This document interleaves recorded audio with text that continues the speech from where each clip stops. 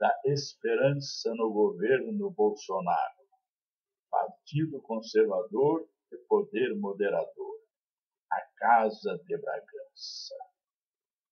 O Partido Conservador, representação orgânica da maioria conservadora da nação, pode conviver com essa pantanosa república presidencialista, corrupta e centralizada.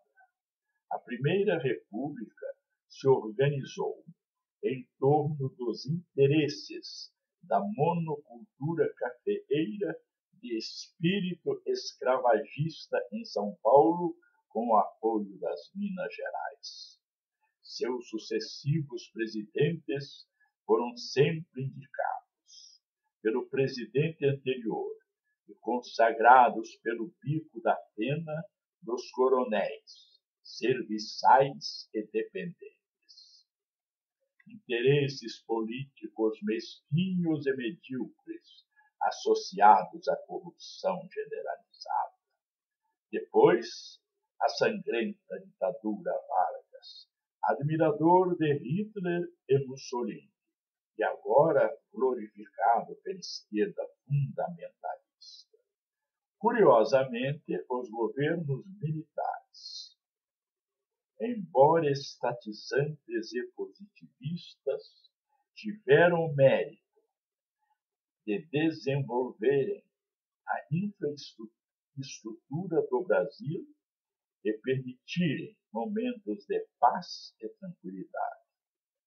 Em seguida, tivemos o interregno irresponsável de Sarney e Collor, e chegaram os governantes que se dizem socialistas moderados, PSDB e Fernando Henrique Cardoso. Finalmente, o lulopetismo comunista. O Brasil foi salvo pelo milagre. A corrupção se tornou tão epidêmica e gigantesca que no último instante o povo despertou. Mas na ausência dos controles do poder moderador, os políticos, com poucas exceções, vão sempre defender as suas fortunas, objetivos pessoais e a herança de suas famílias. A estrutura presidencialista é pútrida e inviável.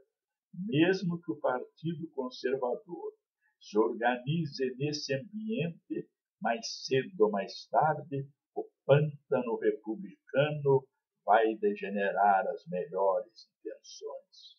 E se o Brasil adotasse um regime parlamentarista, o primeiro-ministro, chefe do governo, e o presidente, chefe do Estado.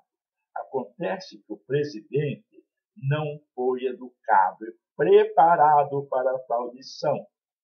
É mais provável que defenda com unhas e dentes os interesses financeiros, políticos e familiares que dominam os seus pensamentos e intenções. Ainda mais, e se o primeiro-ministro pertencer a uma sigla e o presidente a outra agremiação,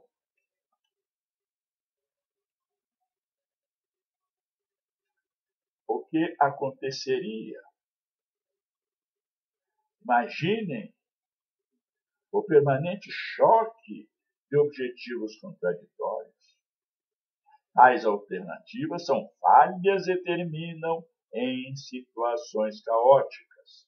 É do caos o retorno das tentações de um sistema comunista semelhante ao da prisional ilha cubana ou da Coreia do Norte, ou quem sabe, ainda pior. O poder moderador não deve ser considerado como se fosse uma lembrança mais e mais tênua e distante das origens da nação e do sentimento de brasilidade. É uma necessidade absoluta do presente momento histórico.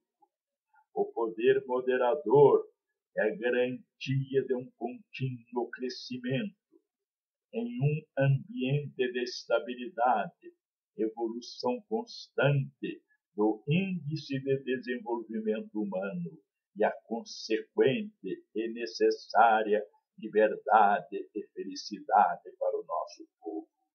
É o único poder capaz de estabelecer limites para as desordenadas ambições dos políticos e governantes.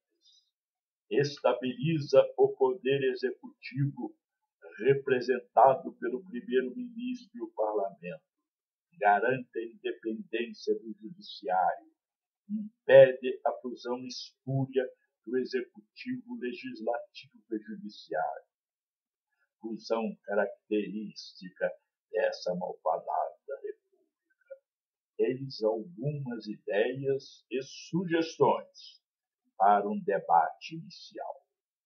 Primeiro, nas crises políticas, econômicas e sociais, o poder moderador dissolve o parlamento e convoca novas eleições. Segundo, indica o primeiro-ministro que, na maioria dos casos, lidera o partido vitorioso nas eleições. Terceiro, nomeia o Conselho de Estado. Quarto, indica e nomeia os juízes das cortes superiores, sempre pessoas de grande saber jurídico e não subordinadas a passageiros e subalternos interesses partidários. Quinto, o Exército é uma instituição do Estado. O poder moderador indica e nomeia os oficiais generais responsáveis pela defesa da nação. Sexto, a Igreja não deve se unir com o Estado, mas o representante do poder moderador é o defensor da fé e dos valores da cristandade católica evangélica. Se o parlamento aprovar, por exemplo, uma lei favorável ao aborto, o poder moderador deve e pode denunciar essa lei e exercer o poder de veto. O Brasil é tolerante com todas as religiões, mas o poder moderador vai sempre impedir qualquer religião que ameace a democracia e as tradições do povo brasileiro. É o caso da cultura islâmica, baseada no Alcorão, na Sharia, na Sunna e nas Hadiths, que não aceitam e são incompatíveis com o regime democrático e a cristandade que pretende aniquilar. Sétimo, se houverem concorrências públicas, o poder moderador indica a comissão julgadora, totalmente sigilosa, para os governantes políticos e empresas concorrentes. Assim, torna a corrupção quase impossível. Oitavo, o ideal é a descentralização, mas em situações de total descalabro e criminalidade, o poder moderador pode e deve intervir nos municípios e estados para restabelecer a ordem e a governabilidade. Nono, e juntamente com o Conselho de Estado, o poder moderador é uma presença necessária nas questões que envolvam a política externa. Mas quem pode exercer o poder moderador? Quem pode exercer esse poder? Já vimos que os políticos de carreira, seus interesses partidários e pretensões são incompatíveis com o poder moderador. O poder moderador só pode ser exercido por uma família educada e preparada desde a mais tenra infância para representar e defender o povo, a nação, os valores da sociedade e as instituições do Estado. Em outras palavras, uma família real. O monarca e a casa real estão acima dos interesses políticos, não se vinculam a nenhum partido, nem mesmo ao Partido Conservador. Não votam, não se pronunciam sobre temas de política partidária. O monarca e a casa real estão acima dos interesses financeiros, não participam da bolsa de valores, dos bancos, do comércio, das empresas industriais e agrícolas. Vivem exclusivamente dos proventos aprovados pelo parlamento e seguem o exemplo de Dom Pedro II, um caso exemplar. A realeza britânica, com seus castelos, pompa e cerimoniais, que aumentam o turismo, mesmo quando somada com as casas reais da Dinamarca e da Suécia, ainda assim, as suas despesas são inferiores aos gastos do nosso lamacento executivo republicano. A monarquia é, sem dúvida, muito mais econômica. E, se algum membro da Casa Real desejar, por exemplo, especular na Bolsa, então que se afaste imediatamente e assuma a condição de cidadão comum, mas são livres para as profissões autônomas que não envolvam fortunas pecuniárias e geralmente são exercidas gratuitamente em proveito da população. O monarca e a casa real devem ser modelos de honestidade, decência e dignidade que inspirem o povo e a nação. E se o monarca exorbitar em suas funções, ou ficar gravemente doente, ou enlouquecer, nesses casos o Conselho de Estado destitui o monarca e mantém a linha sucessória. O exercício da monarquia não é uma honraria, é uma verdadeira missão plena de pesados encargos e escolhos. A palavra monarca inclui o rei, a rainha, o imperador e a imperatriz. A monarquia não é uma espécie de panaceia para as questões sociais e políticas. A perfeição não existe. Deixamos o mundo imaginário para o delírio social fácil comunista, que sempre termina em violência, genocídio e tirania. Mas a monarquia e o poder moderador garantem uma sociedade mais equilibrada, desenvolvida e feliz que os 130 anos dessa triste república presidencialista.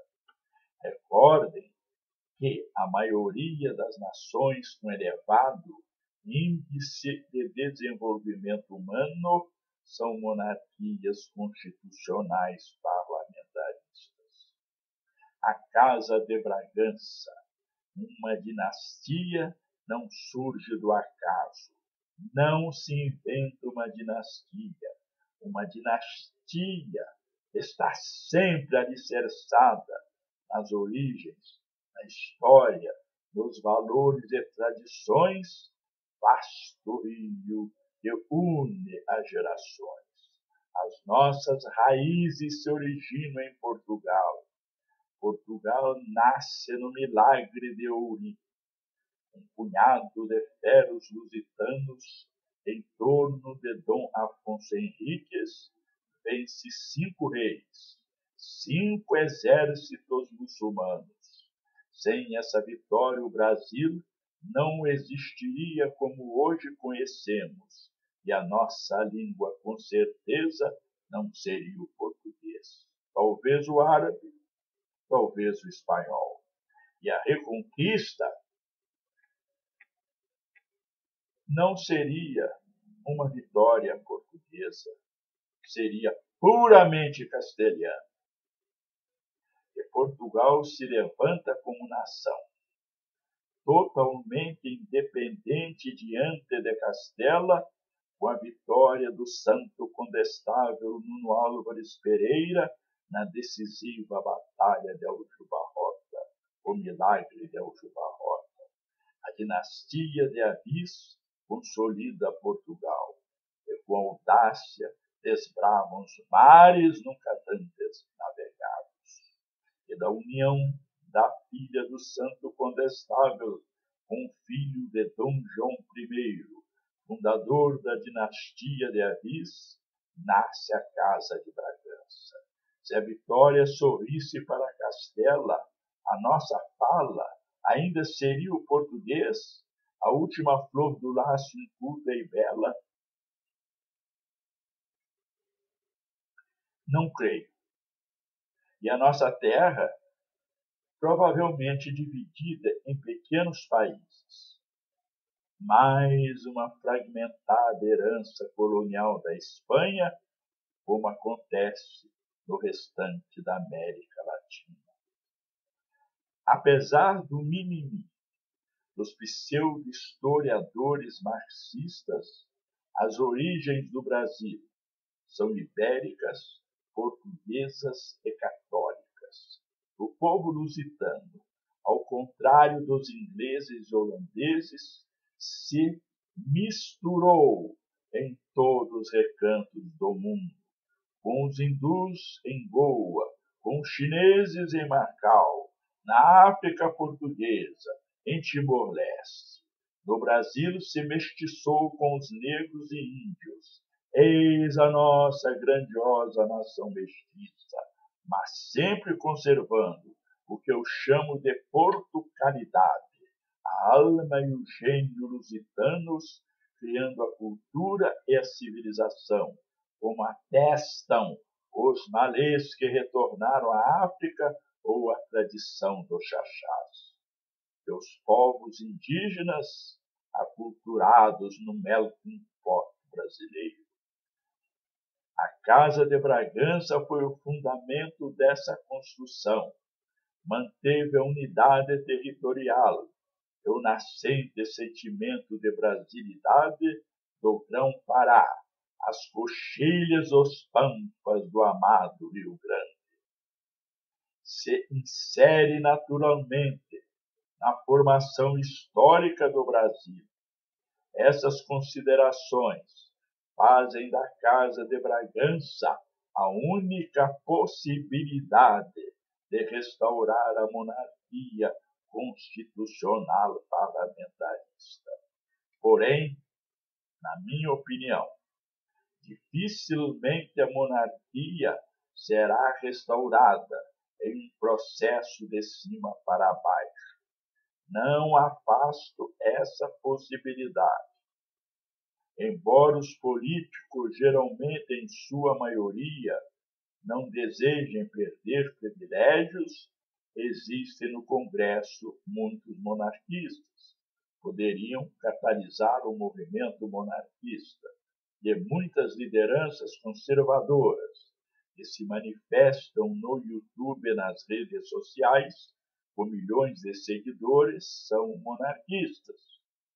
O monarca está acima dos partidos, e assim um partido monarquista não é justificável, mas um sólido movimento monarquista é necessário e fundamental nessa histórica encruzilhada da nação brasileira.